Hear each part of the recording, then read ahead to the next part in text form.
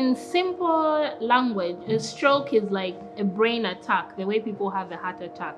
So it comes suddenly. There are basically two types or two mechanisms. One is ischemic, where you can have a blood clot in one of the vessels supplying the brain, or it can be cholesterol buildup or fat buildup that's causing the blockage.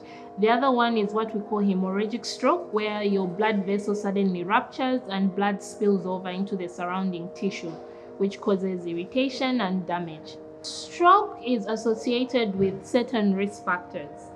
The male sex, age, especially increasing age, but I can let you know that stroke can happen any time at any age. Even when the woman is still pregnant, the baby can have stroke whilst in the mother's womb. It can happen at any age, but it's associated with increasing age, the elderly. However, when it comes to age, we've noticed a trend where now the young population is being affected by stroke. So the other risk factors are smoking, excessive alcohol. Then you've got other non-communicable diseases which predispose somebody to having a stroke, like diabetes, hypertension, what we call dyslipidemias, where they have high cholesterol, high fats and lipids in the body. And there are other diseases like HIV, sickle cell disease, that tend to predispose somebody to having a stroke. So if you have diseases like hypertension, it's a common cause of stroke. So if you have hypertension, you have diabetes, you're at risk of having stroke. The elderly with those conditions are even at higher risk. There are some who have heart disease already.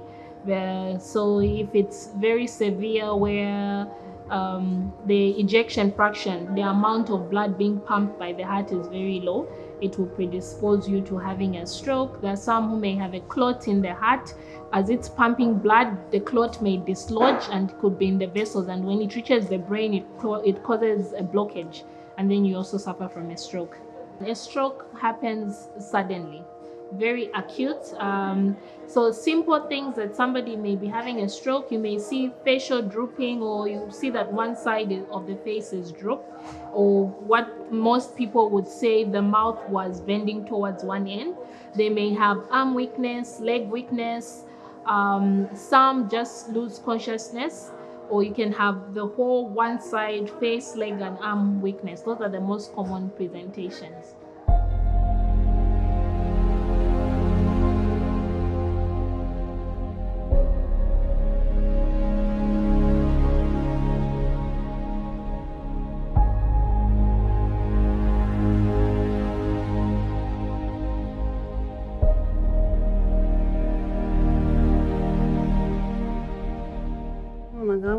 Kila madezi Saturday pamene apo 05 atinukaende ku toilet ndina bwana gwera ku right hand kule ku left kuko namba cheni ampamu za sia na mendi kwenda kwa wana kwanje ndipo wanaleta kuno balanga sister wanga kwendo esezo sebenza kwanje sebenza nsanzira kona chizwezu ndasa ni bwana agwa paisani tumenafile phone pa Saturday ma 06 umwana wantumine phone ati abamami n'abapona bachukwa fa twende ku toilet efe baponene so efe na isile na reno ulubiro kuno ku Mwanawasa after twaisa kuno awo nshitabalenda twale imyafye twale pili ulafye twale fikafye na madaipa so after twafika kuno awe bali tupokelera bwino bali tutakeya tuleta shapa nomba bale kwansha no kuyiminina uri wabaikatsa kwa one side kwale kwansa bali sunta balenda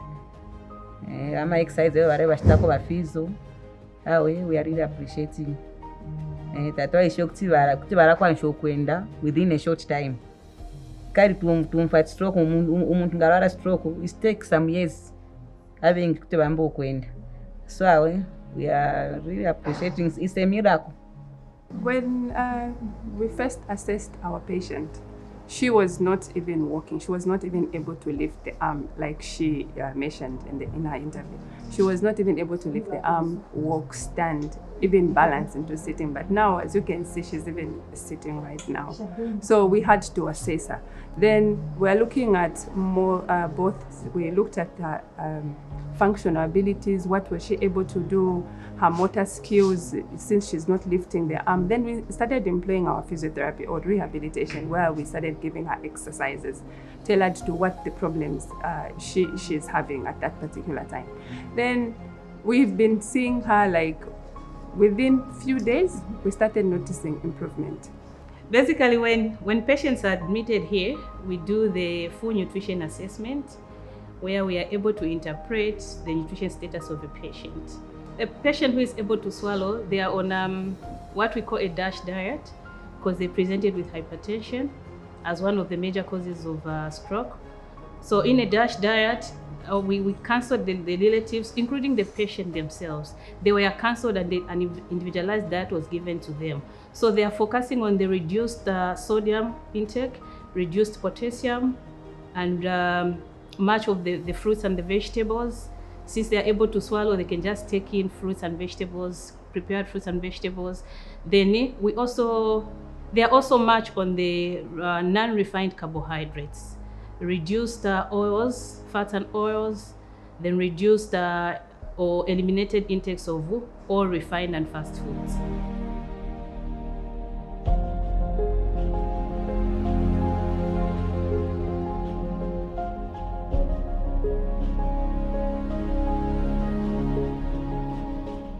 So when somebody has had a stroke, the goal is to prevent secondary injury, because the stroke has already happened.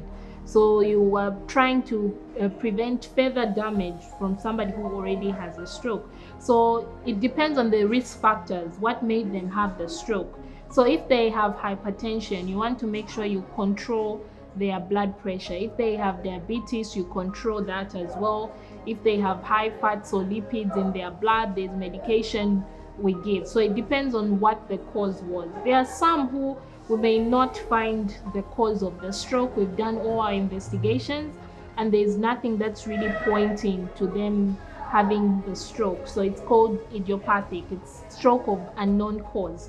So we just give them medication that will help reduce the recurrence of them having a stroke. Mind you, if you've already had one stroke, you're already at a risk of developing another one.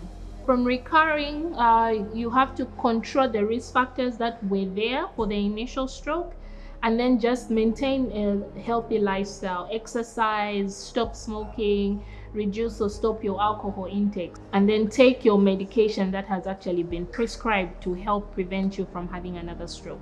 When you are talking of stroke, the first 1 month is a very important aspect in which physiotherapy you can see changes. In a neurological condition, you don't need to wait. The more you wait, that's when the brain is like forgetting what it's supposed to do. So as soon as the patient, you notice that the patient is experiencing weakness, they're unable to do A, B, C, D, and Y, bring the patient as fast as possible. Don't wait, because the more you wait, the more complications that you are bringing in for the intervention to be done. Vambiri vamadhauta akambatawa kuhospital vamapaya vantu kuhospital vamachitabu, but inankana experience vari vasista vanga nadziva kuti stroke imapola. Kari muntu akamva stroke ona mungati nikusira kwacharo vonse vintu vaonongeka, but vantu vari kunja kunaziva kuti muntu akadwala matenda akabhora asofunika first thing atamangira kuhospital. Maikari venangu amatamangira kumanganga, amatamangira kumaprayers, situation yaso ikafika, it's better atamangira kuhospital first. We have to take care of ourselves health-wise by observing whatever we take in. So the first thing would say, let's promote good nutrition practices by maybe reducing on the intakes of carbohydrates. Let's make use of the complex, which are the non-refined carbohydrates. Let's make use of the pure vegetable oils. Let's make use of the local fruits that we have, much of the local fruits, much of the green leaf vegetables on every meal. And always, let's consume a well-balanced meal.